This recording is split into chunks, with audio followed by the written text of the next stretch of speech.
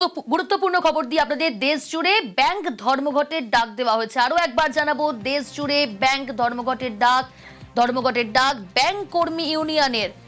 কবে ব্যাংক ধর্মঘটের ডাক, ডিটেল জানবো। অভিজিৎ রয়েছে আমার সঙ্গে। অভিজিৎ, প্রিয়াঙ্কা, আগামী 11ই সেপ্টেম্বর ব্যাংক ধর্মঘটের ডাক দেওয়া হয়েছে। দেশ জুড়ে টানা ব্যাংক ধর্মঘটের হুঁশিয়ারি দিয়েছে ইউনাইটেড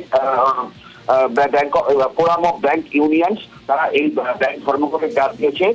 দীর্ঘদিন ধরে তাদের বিভিন্ন দাবি, সপ্তাহে 5 দিন যে ব্যাংকিং পরিষেবা চালু রাখার সিদ্ধান্ত হয়েছিল, সেই পরিষেবার সিদ্ধান্ত সরকার কেন চালু করলো না, তার সঙ্গে কেন অনৈতিক পিএলআই প্রকল্প চালু করেছে, দ্রুত সেটা প্রত্যাহারের দাবিতে আগামী 11ই সেপ্টেম্বর প্রথমে ব্যাংক ধর্মঘট।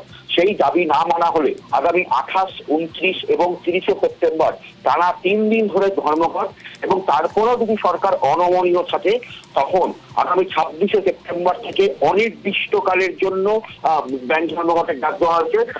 ফলে বলা যেতে পারে আগামী 26শে অক্টোবর, মার্জনা করবেন, আগামী 26শে অক্টোবর থেকে অনির্দিষ্টকালের ব্যাংক ধর্মঘট ডাকা হয়েছে। অর্থাৎ প্রথমে 11ই সেপ্টেম্বর। দাবিগুলো কি কি অভিজিৎ, জানতে চাইবো দাবিগুলো কি কি তাদের? দাবিগুলো দীর্ঘদিন ধরে ব্যাংকের কর্মী সংগঠনগুলি এবং অফিসারদের সংগঠনগুলির দাবি ছিল যে 5 দিন ব্যাংকিং পরিষেবা, বাকি 2 দিন তাদেরকে ছুটি দিতে হবে, এবং এই 5 দিন ব্যাংকিং পরিষেবার জন্য তারা দীর্ঘদিন ধরে আন্দোলন করছিলেন, এবং এই নিয়ে দ্বিপাক্ষিক বৈঠকও হয়, এবং সেই বৈঠকে সরকার তাদের দাবি মেনে নিয়েছিল এবং সেটা দ্রুত চালু করারও ইঙ্গিত দিয়েছিল।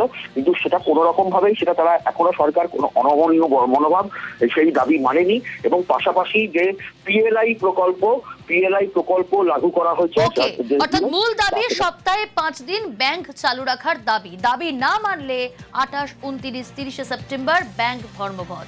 বেশ অভিজিৎ।